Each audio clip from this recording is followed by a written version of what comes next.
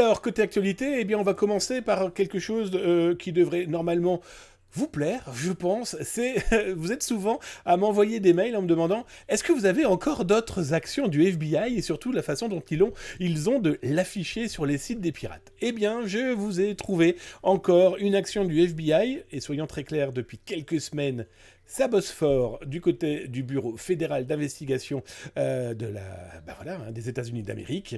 Ils ont continué à faire leurs actions contre les sites internet qui ont pour mission de lancer des cyberattaques, des DDoS, des dénis distribués de services.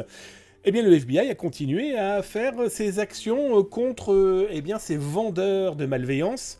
Alors là, je vous ai mis l'URL là directement dans le chat sur Twitch. Vous le retrouverez bien sûr dans les rediffusions là, et dans tous les cas dans le descriptif sur YouTube si vous regardez de YouTube. Et n'oubliez pas de cliquer sur la petite cloche et puis abonnez-vous. 2 à 3 vidéos dédiées cybersécurité par jour. Profitez-en, vous avez aussi des exclus.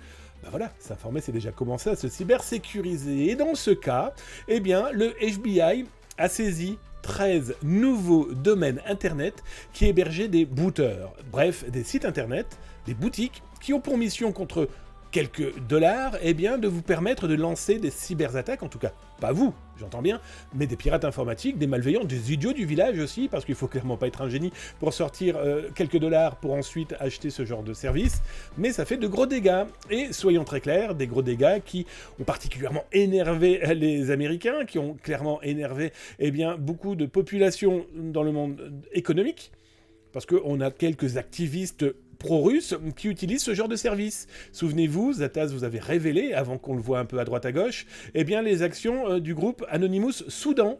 Zataz avait été le premier à en parler et on a même montré ici dans la Zataz émission de Twitch, d'ailleurs vous retrouverez ça sur YouTube, l'une des boutiques qu'ils utilisent pour acheter leur temps de frappe, on va appeler ça comme ça, leur temps de DDoS. Et donc les autorités américaines avaient arrêté déjà des gens il y a quelques semaines. Et ce qui est complètement fou, c'est qu'ils ne travaillaient pas seuls, malheureusement, comme à chaque fois dans ce monde des malveillants. Ils travaillaient avec, à première vue, d'autres administrateurs. Et dans l'arrestation de ces gens, les sites internet ont été bloqués, sauf qu'il s'est avéré que certains qui avaient réussi à passer à travers les mailles du filet ont réouvert des sites avec exactement le même code source, avec exactement les mêmes principes de malveillance et de marketing de la malveillance.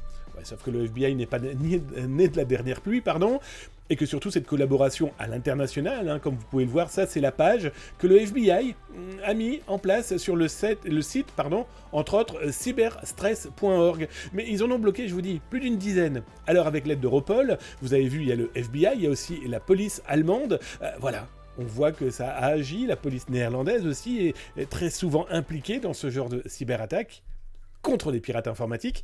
En tout cas, les petits malins qui ont cru pouvoir passer entre les mailles du filet, écoutez, je crois que c'est raté pour eux.